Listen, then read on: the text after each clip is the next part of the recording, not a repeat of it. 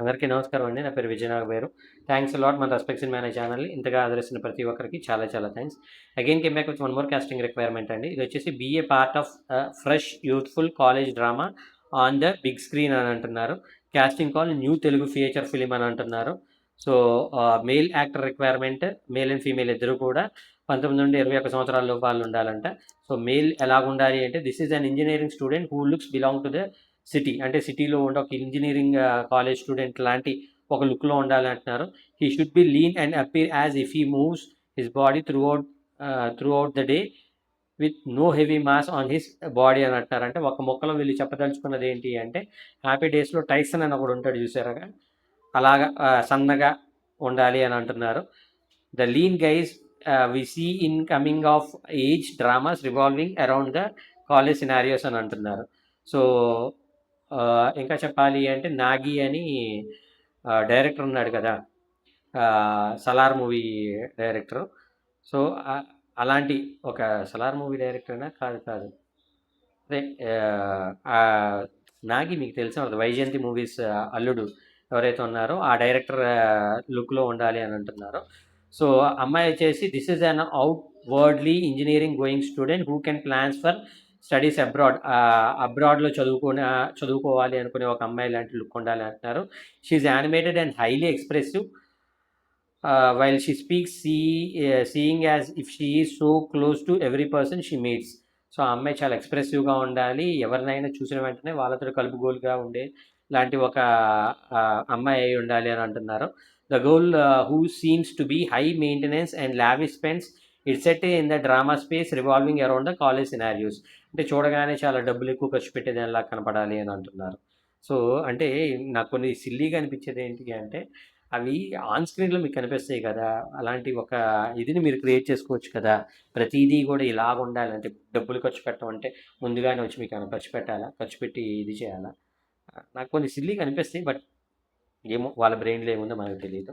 So reference వచ్చేసి ETV Win similar to the lead boys in the Telugu series air back by ETV Win. So ఇది ETV విన్కి చేస్తున్నారంటే similar to the lead girls the recent Tamil movie యూత్లో అమ్మాయిలు ఉన్నారు కదా, అలాంటి ఒక లుక్లో ఉండేలాగా ఆ హీరోయిన్ ఉండాలి అని అంటున్నారు.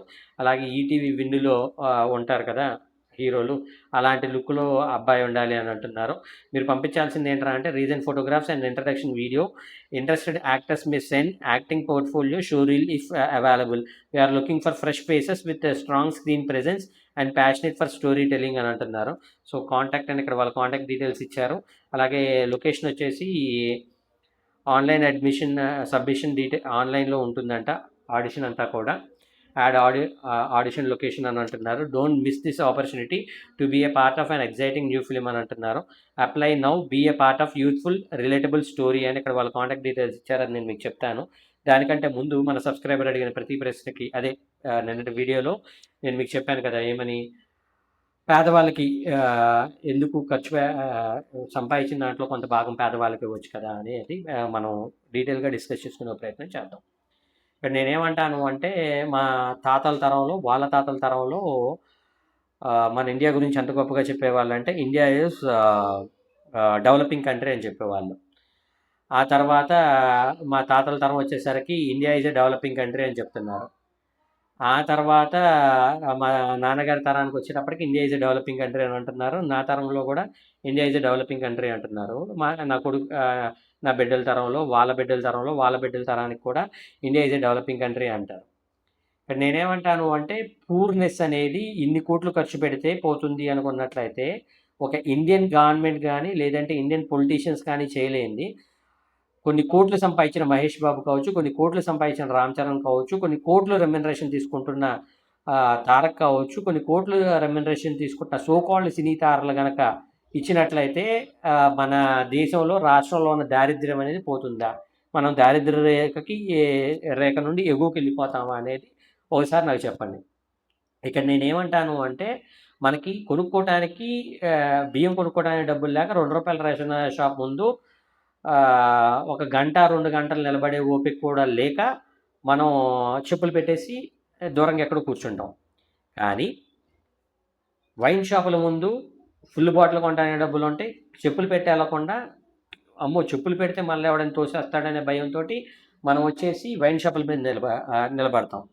సో నేనేమంటాను అంటే వైన్ షాపుల్లోకి వెళ్ళి క్వార్టర్ కొనుక్కునే వాడికి బియ్యం షాప్లోకి వెళ్ళి బియ్యం కూడా కొనుక్కునే ఒక ఆర్థిక ధైర్యం అనేది ఉంటుంది కదా అనేది నేను మీకు మెయిన్గా చెప్పేది. సో ఇక్కడ ఏమంటాను అంటే పేదరికం అనేది ఎన్ని కోట్లు ఖర్చు పెట్టినా పోదు. ఇంకా నేనేమంటానంటే ఎవడైతే డబ్బులు సంపాదిస్తున్నాడో వాడు కొన్ని లక్షల కోట్ల ట్యాక్సులు కడుతున్నాడు. ఆ లక్షల కోట్ల ట్యాక్సుల నుండి నీకు కావాల్సిన పెట్రోలు, నీకు కావాల్సిన పప్పు ధాన్యాలు, నీకు కావాల్సిన ఎన్నో రకాల సరుకుల మీద దాని మీద ఏమంటారు ఎంఆర్పి అనేది పెరగకుండా స్టెబిలిటీగా ఉంటుంది.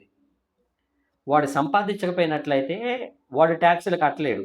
అలాగే కట్టిన దాంట్లో ట్యాక్స్ రిడెంప్షన్ కోసం వాళ్ళు ఏం చేస్తున్నారు అంటే సేవా కార్యక్రమాలు చేస్తున్నారు. Kind of Mahesh Babu charitable trust నుండి సోకాల్డ్ ఒక రెస్పెక్టివ్ హాస్పిటల్ తోటి ఆంధ్ర హాస్పిటల్స్ అనే దాంతో కొలాబరేట్ అయ్యి ఎంతోమంది గుండె ఆపరేషన్లు చేస్తున్నారు. ఆయన సంపాదిస్తున్నారు కాబట్టి. సో నేను మీకు మెయిన్గా చెప్పేది ఏంటి అంటే పేదరికం అనేది ఎన్ని లక్షల కోట్లు ఖర్చు పెట్టినా కానీ పోదు. కానీ వాళ్ళు సంపాదించుకొని ఆ సంపాదనని సమాజానికి ఎంతో కొంత ఇది చేస్తూ ఉన్నారు. సరే వాళ్ళ గురించి ఎంత ఏడుస్తున్నావు కదా, ఏ రోజైనా నువ్వు స్పీకింగ్ అబౌట్ యూ ఎవడైతే అడిగాడో వాడి అలాగే అడుగుదాం అనుకుంటున్నాడు వాళ్ళందరికీ నేను ఒకటే చెప్తున్నాను. ఏ రోజైనా నువ్వు ఆకలితో ఉన్నవాడికి ఒక బన్ను ముక్క కొనిచ్చావా? లేదంటే ఒక పూట తీసుకెళ్ళి హోటల్లో ఒక టీనో కాఫీనో తాపిచ్చావా? లేదంటే ఒక మంచి భోజనం పెట్టించావా? ఏ రోజు అది చేయని నీకు అడిగే అర్హత ఎక్కడిది అని అంట. ఎవడైతే అది చేయడో వాడు మాత్రం అడుగుతూ ఉంటాడు, చేసేవాడు ఎప్పటికీ అడగడు అనేది నా ఉద్దేశం. చేసేవాడు ఏంటంటే వాడు చేసుకుంటూ వెళ్ళిపోతూ ఉంటాడు. అంతే తప్పించి ఇలాగా కమెంట్లోనో లేదంటే క్వశ్చన్లో అడుగుతూ ఉండడం అనేది నా ఒపీనియన్. హోప్ మీకు అర్థమైంది అనుకుంటున్నాను. ఇంకా మీకు ఇలాంటి డౌట్స్, క్వశ్చన్స్, క్వైరీస్ ఏదైనా ఉన్నట్లయితే కమెంట్ రూపంలో అడిగే ప్రయత్నం చేయండి. ప్రతి ప్రశ్నకి సమాధానం చెప్పడం జరుగుతుంది. So getting back to the casting requirement, వీళ్ళ కాంటాక్ట్ డీటెయిల్స్ చెప్తాను, నోట్ చేసుకోండి. Factory the movie NSY@gmail.com. Factory FACTORY, factory the movie THE the movie MOVIE movie .NS5 Y, N for Nagaperu, S for Suresh, Y for Yamini, Y@gmail.com అనేది వీళ్ళ mail ID. Disclaimer అనేది మీ అందరికీ తెలిసిందే కదా. నేను పెట్టే ఏ పర్టికులర్ కాస్టింగ్ రిక్వైర్మెంట్కి నాకు ఎటువంటి వ్యక్తిగతమైన లావాదేవీలు వీళ్ళెవరో కూడా నాకు తెలియదు. వీళ్ళల్లో ఎవరైనా మిమ్మల్ని డబ్బులు అడిగినా, మోసం చేసే ప్రయత్నం చేసినా నమ్మకండి, మోసపోకండి, జాగ్రత్తగా ఉండండి. వీడియో నచ్చిందా లైక్ చేయండి, వీళ్ళంత ఎక్కువ మందికి షేర్ చేయండి. ఎవరైతే సబ్స్క్రైబ్ చేసుకోకుండా చూస్తున్నారో please do subscribe. Thank you and all the best.